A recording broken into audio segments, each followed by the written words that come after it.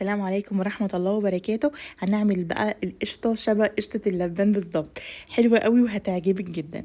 يلا، أول حاجة معايا 3 كيلو حليب، هحطهم على النار لحد ما يغلوا.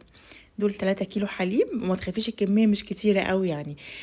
خلاص، بعد ما أول ما الاقيه يغلي الحليب، هنزل بالنور عليهم وهو لسه على النار بنص كوباية من الخل. أول ما هنزل بالخل وهقلبه كده، خلاص هلاقي الحليب معايا قطع، وبقى بقى زي اللبن الرايب كده. شايفين كتل معايا ازاي؟ دي بقى اللي طلعت دي بقى القشطه اللي هنعمل بيها القشطه الحشو الحلويات. تمام كده، شايفين؟ خلاص كتل اهو. هقلبه كده نص دقيقه على النار كده، وبعد كده هطفي عليه. ويلا بقى عشان هقول لكم هنعمل ايه تاني. اهو بعد ما سبته نص دقيقه على النار، طفيت عليه. شايفين القشطه اللي فوق اللي على الوش هي دي اللي هنعمل بيها قشطه الحلويات. هجيب بقى مصفى كده وهنصفيه. القشطه دي انا عايزه القشطه بس، مش عايزه الميه. هحط بقى هحط في المصفى القشطه بتاعي، وهسيبها بقى تنزل الميه بتاعتها. انا طبعا عشان المصفى بتاعتي صغيره، ما كنت بصفي شويه بشويه. تمام. كل الميه دي بقى اللي نزلت الشرش ده، ممكن تعجني بيه بقى معجنات او اي حاجه. بعد ما صفيت خلاص القشطه بتاعتي اهو من الميه دي، الميه اللي نزلت من القشطه اهي. تعالوا بقى هقول لكم الخطوه التانية هنعمل ايه.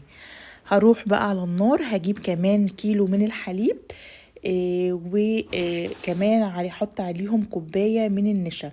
يعني لتر حليب عليهم كوبايه من النشا. هقلب على البارد الاول، وبعد كده هشغل النار لحد القوام اللي هوريه لكم دلوقتي في الفيديو. اول حاجه هقلب الحاجات دي على البارد كده، لتر الحليب مع كوبايه نشا، المج اللي هو بايد ده. تمام.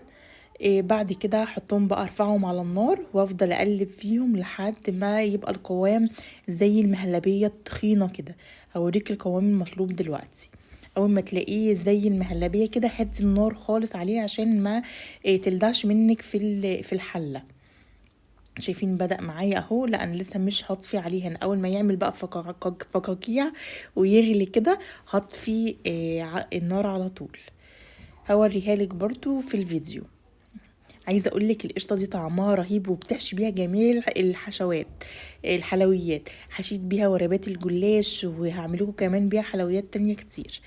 اهو اول ما يعمل فقاقيع كده، هطفي بقى عليه، واروح على القشطه اللي نزلتها دي، اللي صفتها، واحط عليها بقى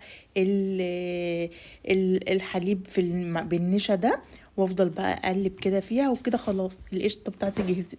عايزه اقول لكم بقى، هسيبها تبرد. كل ما هتسيبيها تبرد هتتقل معاكي. وشوفي هتحشي حلويات ايه، وبعد كده شيلي الكميه الباقيه عندك في الفريزر. انا بقسمها كده في اكياس على قد الحلويات اللي هعملها. يعني مثلا اعمل النهارده جلاش، اطلع كيسه قشطه اسيبها تفك، وبعد كده احشي الجلاش بتاعي مثلا. او لو هتعملي قطايف، ودي كمان القشطه دي بتتحشي حلاوه الجبن، الحلويات، جميع الحلويات تحشيها بالقشطه دي. هوريها لكم كمان لما تبرد.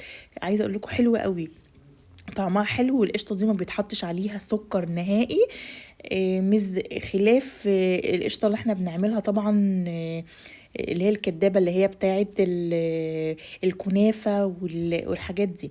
القشطه دي بجد مختلفه خالص، وطعمها رهيب بجد في الجلاش.